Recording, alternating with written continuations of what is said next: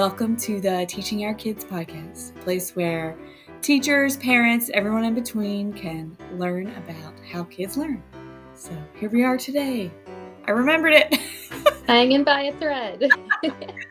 So today we're talking about resilience and bullying, and they kind of go together, and how we can deal with them or how they occur in public school versus unschooling. And so I guess the first thing I want to talk about, I have some I always try and define what we're talking about first. Mm-hmm. So I looked up, we'll start with the bullying thing. Okay. I looked up bullying. Wikipedia defines it as the use of force, coercion, harmful teasing or threat to abuse, aggressively dominate, or intimidate. An intensive definition there. And it's often repeated or habitual, has hostile intent, imbalance of power. It sounds horrible. It's something we never want any of our kids to deal with. That's what I feel like. I wish I could just make that disappear. Wouldn't it be perfect if our kids never had to experience it? But any of that, yes. Any aggressive dominance or intimidate, oh my gosh. So that's sort of the definition of bullying. And resilience, the reason we're talking about them together, is something that kids, we want kids to have to be able to deal with the bullying, since we can't just eradicate it from the face of the earth. We need to create resilient kids to deal with it. And the definition of resilience on Wikipedia is the ability to cope mentally and emotionally with a crisis. And that can come from internal factors in a kid, like self-esteem and self-regulation and positive outlook. It can also come from a kid's social support systems, like their relationships with family and friends, and access to resources and opportunities. So that's how we create resilience. So today we're going to kind of be talking about that resilience and bullying, and how resilience can take out bullying and all that. So I guess one of the first things, if I want to talk about public school bullying, I'll start with that. Let's hear it. There's a lot of it. I feel like nowadays it's so much more cyber and internet and TikTok, Instagram, Facebook bullying. It still happens in school too, but I feel like there's a lot of a solid system that schools have in place to sort of, they call it the 3 R's: recognize, report, and refuse. Which is see that it's a bullying, report it, and then don't let it happen. And schools try and teach a lot of social skills. I did talk about in our previous podcast, I can't remember which one. It might have been when we talked about social emotional and how schools teach that. A lot of the stuff that the schools do for that social emotional piece is to help prevent bullying and to help give kids resilience to deal with the bullying. So teaching them friendship and empathy. And a big one that I read today that I liked is teaching kids anger management, which I think is interesting because friendship and empathy sounds so nice. But anger management is you're going to get angry. And how do you deal with it? I thought that was a cool We talk a lot about anger management in my house. Yeah. A lot. There's a lot of emotion in my house, as I'm sure there are in any other home of multiple young children. But I agree with you. I think that social intelligence or emotional intelligence and anger management are really have to be discussed with children, not just once, not just twice. It has to be a thing that is discussed every single day in order for kids to learn how to apply those skills. Yes. Build that bridge. Teach them again. It has to be done at home. You have to give them examples when you're in a battle, a word battle or Mm-hmm. argument with a kid yourself, or when you're having a disagreement, or when they're upset, or when they come inside from having something gone wrong with, their friends, that has to be like, we always talk first about the emotion. Tell me Mm-hmm. how you feel right now. And then once we can identify that, which is really difficult because there's so many feelings, and do we know them all? And sometimes, the anger is actually a masking fear, right? Like Mm-hmm. there are emotions Mm-hmm. that mask other emotions. So you really have to dig deep to understand what exact emotion your Right. child's feeling. But at that point, once you're able to identify it, then you can say, how could you deal with this next time? Right. Mm-hmm. Or one other way that I like to put it, if I'm trying to just be short and brief, if they're like taking their anger out on me, I'll say, next time that might sound like this, and then give them the short and sweet of it. But in order to like have those skills, it has to be talked about regularly, in Right. my opinion. Every single day, all the time, and constantly. and modeled, like that self-reflection piece, to be able to stop and think, like even you being like, okay, Right. why am I upset right now? And you could talk to them like, I'm upset right now and it's because of this or this, and like I'm modeling that. frustrated because I've Yeah. asked you to put your shoes on 14,000 times in the past Yes. 2 minutes, and you're still twiddling with your Twinkie Dink. Right. Exactly. So very cool. Definitely. I love all that. I want to take it real back to the school again real quick. So we talked about like them teaching those skills, and school obviously just glazes the top of it. There is no meat Right. really. They can't get into that because Like, you they're got to do math. created, right, they're created for the academics. But one of the other things I saw today when I was looking this up was um, teaching about these social skills of friendship and empathy and management, or anger management.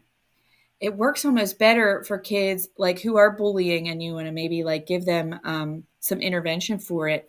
Teach them one-on-one about it in the school. Like maybe have an intervention teacher, like you have someone who is displaying bullying tendencies. So they go with an intervention teacher and they work one on one with a kid instead of, yes, teaching the whole school this, but like if you have someone you need to intervene with, doing it one on one, and then do it the same for the discipline of it instead of like, you guys are bullies, everybody, like doing the one on one, because then you can take that time a little bit, which is harder for schools to do. But you definitely, when you're home and they're just with you, it's easier.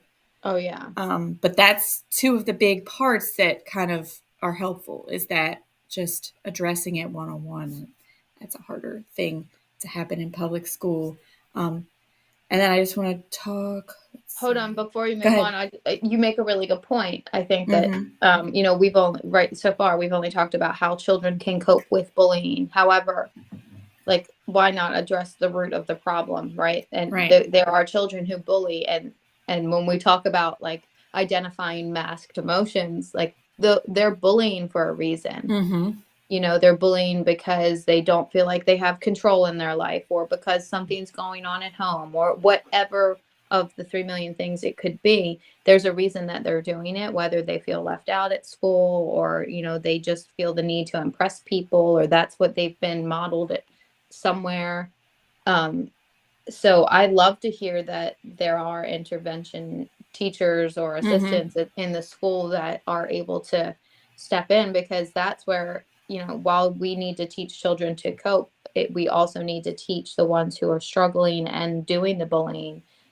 We need to kind of help them uncover Right. why they feel the need to treat others without kindness. Yes, definitely. Definitely. Um, But then I also wanted to talk about the cyberbullying thing, because I feel like there's way less resources for that right now. And it's Mm, kind of like considered outside of school's realm at yeah. that point. Like it's not happening in school, it's happening in the World Wide Web. And like, so you could say, these two kids that met each other at school, but then it's happening, and so school doesn't necessarily do much to address that. And I feel I don't know, I feel like we're going to need more resources for that in the coming years, like, because I mean, we're going to start broaching the subject. My kids already have their own computers. They don't like chat online with anyone we don't know yet. Like, Mm-hmm. they're very, it's still new, but we have a lot of, Andy and I are starting to like research how parental controls and how much we're going to have to do for all that. I mean, because Harry's going Yeah, to be in 5th grade, and as much as I don't want them to have these things at all, like just don't even want you to have a phone, it's kind of like the way of the world. I feel like I'm being influenced, but also I want him to learn how to use it right. And I want him yeah, to learn while he's still like super impressionable and ready to listen to right. me, and not when he's like, forget you, mom.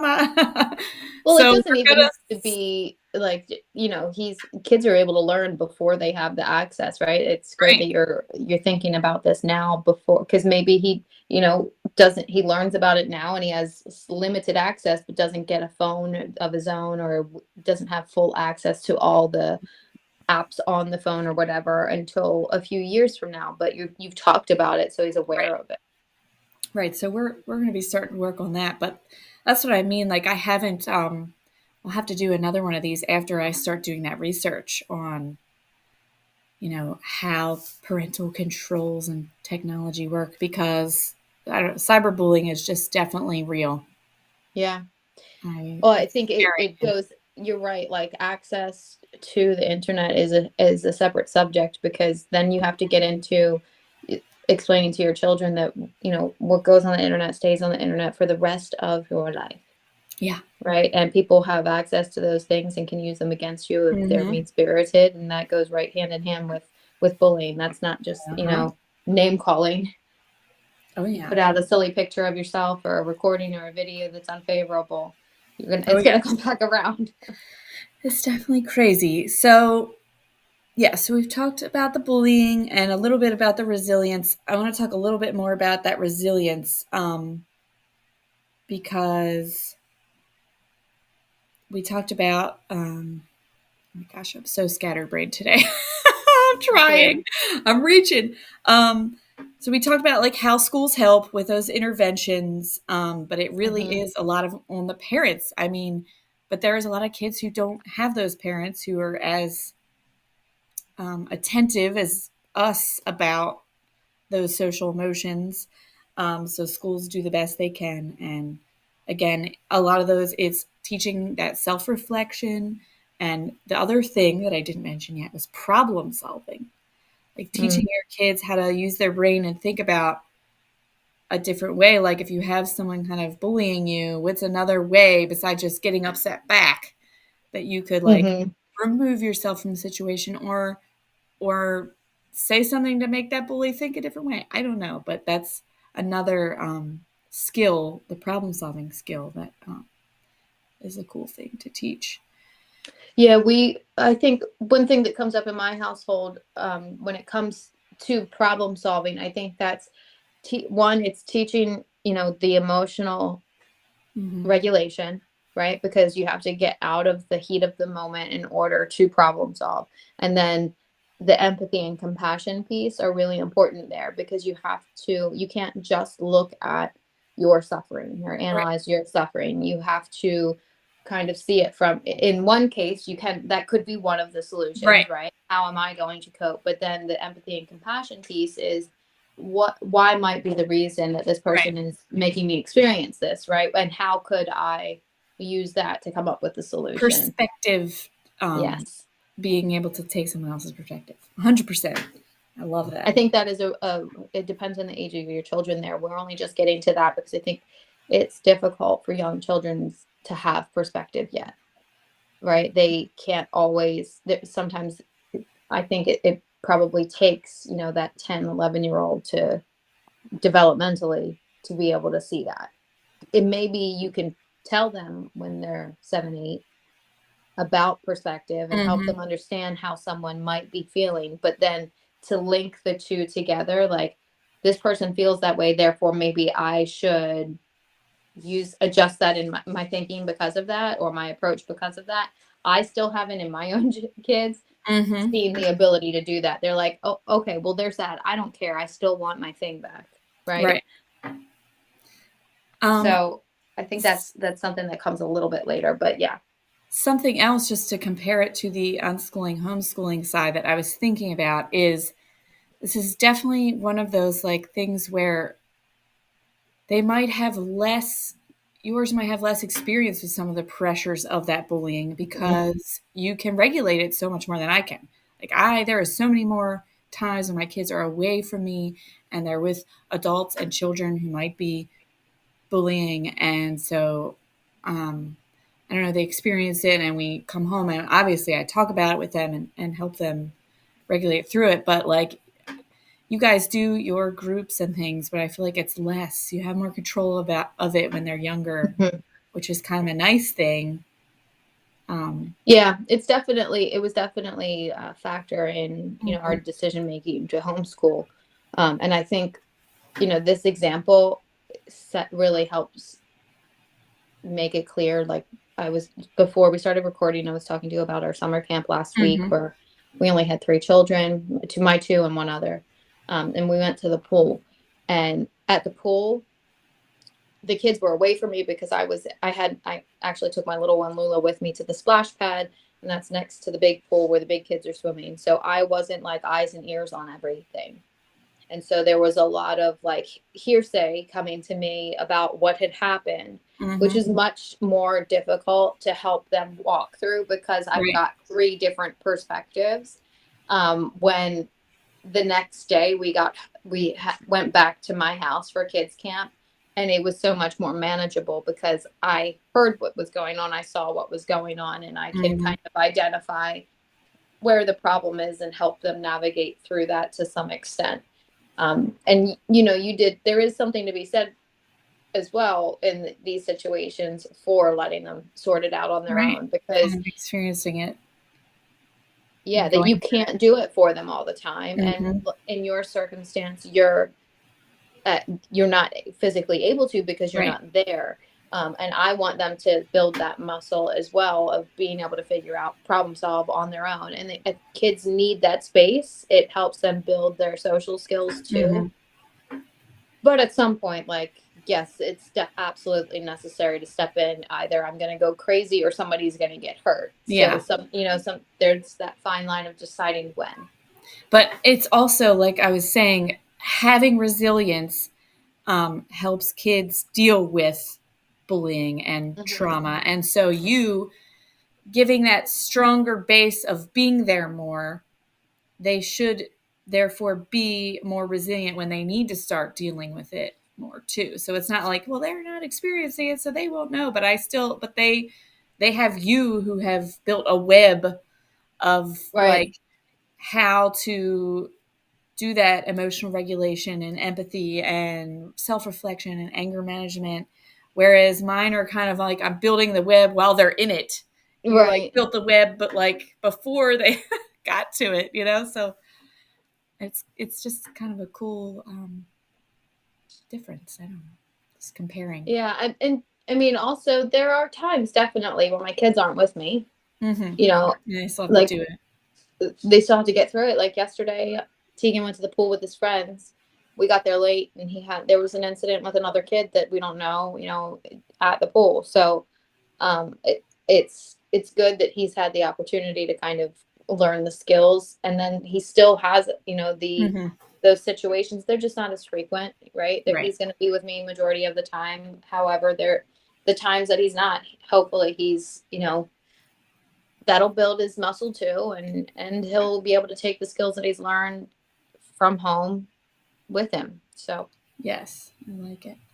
I also another thing is just teaching them how to that empathy piece, and like instead of just being like, well, you're a bully, bye, but like also teaching them to still be kind to people who are struggling too, which is definitely instead of just being like writing them off and not even, but still like, let me think about this person and their emotions and still try and, that's another piece that's deeper there, I guess. Yeah, that goes hand in hand with having compassion for humans. Mm-hmm. And I think this is a really good place to talk about something that I learned. I don't know where I heard it from, but I think it's important to mention here. There's a difference between kind and nice. And Okay. my kids are like, Mom, it's the same thing. I'm like, okay, well, I haven't done a good job teaching you the difference. So now we're going to talk about it every single day until you get it. Uh-huh. Um, but being nice is saying yes when you don't want to. Um, it's not rooted in compassion and empathy. It's not rooted in consideration. It's being fake almost, right? Mm-hmm. Kindness, however, does not mean that you have to give in when you don't want to. It means that you are considerate of other people. So you don't have to put a smile on your face when someone says something nasty to you. That would be being nice, right? Mm-hmm. Ignoring your own emotions and just, okay, thank you. Being kind is behaving in a way that is respectful of your own emotions And your own and boundaries. considerate, right, and your boundaries, yet also in consideration of others. And so if you're angry, for example, when applying this to kids, like I explain to them, you don't have to be nice to this person, but you do have to be kind. Mm-hmm. So you don't have to play with them if you don't want to, but when they come by to ask you to play, turning your nose up at them and calling them a name or telling them, no, why would I want to play with you? That's not kind, right? You Right. can kindly say, no, I don't want to play Right. today. Thanks for the invite. Yes. Yes. I think That's that like that's one thing we focus on a lot. I think it's just so mhm. important to teach them. The way my mom used to say that to me is like you can say anything to anybody, but as long as you're respectful about it.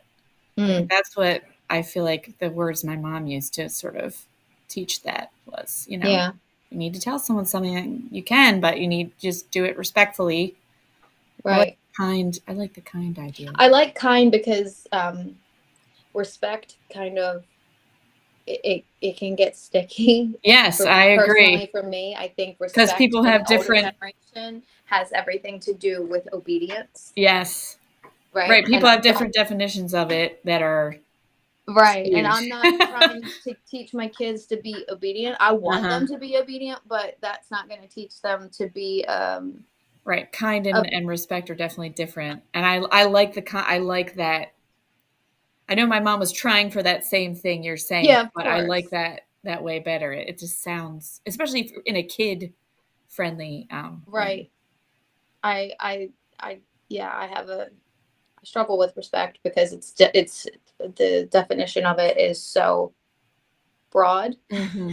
to people. Well, and But different people have different versions of being respectful. Like always listen to your elders, or that say doesn't no allow children kindly. to Like they're challenge very. the status quo or to ask Uh-huh. questions, and that's not what I'm trying to do Right. here. So kindness works for us. Respect, I get it, Yeah. and to each their own, but we'll stick with kindness over here. Yeah, I like it. I like that a lot. I had to make that a headline on this thing. Yeah, Um, kindness first. yes. All right. So I don't. Is there anything else you want to say um, about resilience or bullying or? I think that it would be really nice to see some resources linked here, Oh yeah. whatever you are able to find, because I do want to say that we've talked about this really like just glazed over the subject, but Hmm. there is a real level of importance because bullying can lead to so many morbid outcomes Oh in yes. school, and I want to just here goes that word respect that I just said I dislike. I want to respect um, the seriousness of Oh those yeah. outcomes, right? Like the childhood suicide rates are outrageous now and directly tied to bullying in Hmm. schools. So I think if you're struggling with that as a parent or as anybody listening to this, it'd be nice to just have some resources for folks. Definitely. Um, I will definitely look into some, and I'm probably gonna. If I do look into it, though, I'm gonna try and keep it on that earlier childhood, like our elementary age yeah. stuff. I mean, because I think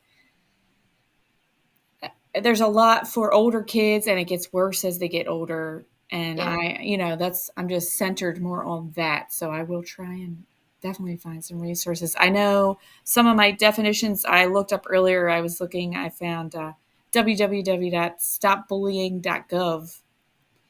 And that was Okay. where I read the stuff about building resilience. And, Right. it said building resilience to stop bullying and that kind of stuff. So I'll link that. And there's got to be some other things on there, or some other books and things that I can definitely. Right. Sure, people have specific podcasts about just bullying too. So I'll have to look that up to share. But yeah, I think that's good for today. Awesome. I think Good chat. else. All right.